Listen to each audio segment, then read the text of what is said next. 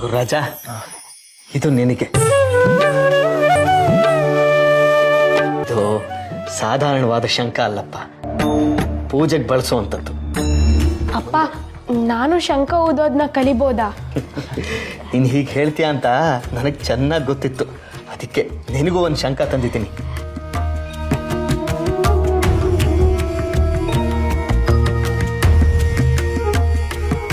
ಇಷ್ಟ ಆಯ್ತಾ ವೆಂಕಟನಾಥ?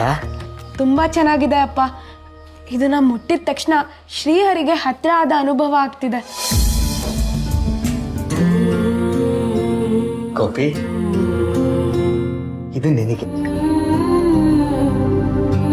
ಕಪ್ಪೆ ಚಿಪ್ಪು ಇದ್ಯಾಕಪ್ಪ ಅಮ್ಮಂಗೆ?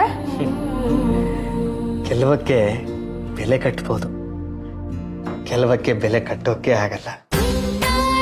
ನಿಮ್ಮಮ್ಮ ಕೂಡ